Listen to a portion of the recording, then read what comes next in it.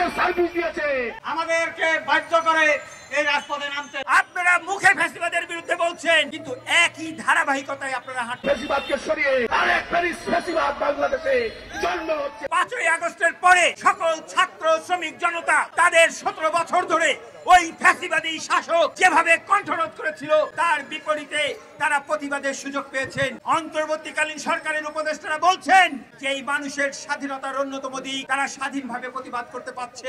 এই কথাটা যখন আপনারা বলছেন, তখন কেন যখন শ্রমিক প্রতিবাদ করতে নামছে তখন তাদের সাথে আলোচনা করে তাদের বুঝানোর মধ্যে দিয়ে রাস্তা থেকে সরানোর কার্যক্রমে না যেয়ে তাদের উপর আপনারা শক্তি প্রয়োগ করছেন? তার মানে আপনারা মুখে ফ্যাসিবাদের বিরুদ্ধে বলছেন, কিন্তু একই ধারাবাহিকতায় আপনারা 5ই আগস্টের আগে ছাত্র শ্রমিক জনতা যখন উত্থান করে তখন এই অটো চালকের কি ভূমিকা ছিল?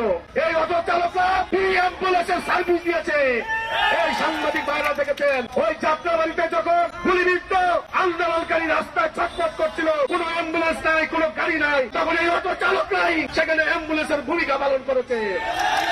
আজকে সেখানে আমার অটো চালকরা গুলিবিদ্ধ হয়েছে, এখন অনেক অটো চালকরা হাসপাতালে পঙ্গুত্ব বরণ করছে।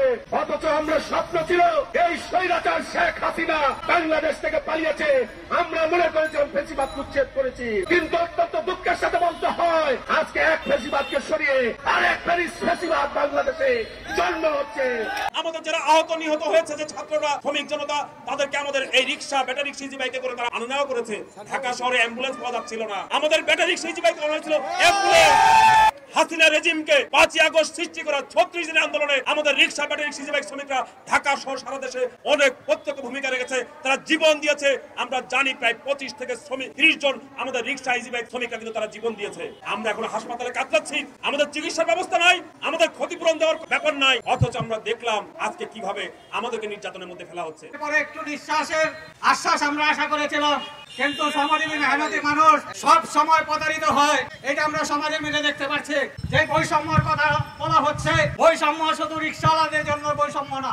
আমরা চাই দেশটা উৎপাদন, শ্রমজীবী মেহনতি মানুষ তারা পরিশ্রম করে খাবে, কারো কাছে হাত পাতবে না, এটাই আমরা চাই। আমরা কোন সরকারের বিরুদ্ধে কোন আন্দোলন সংগ্রামে আমরা হইতে চাই না, কিন্তু আমাদেরকে বাধ্য করে এই রাজপথে নামতে।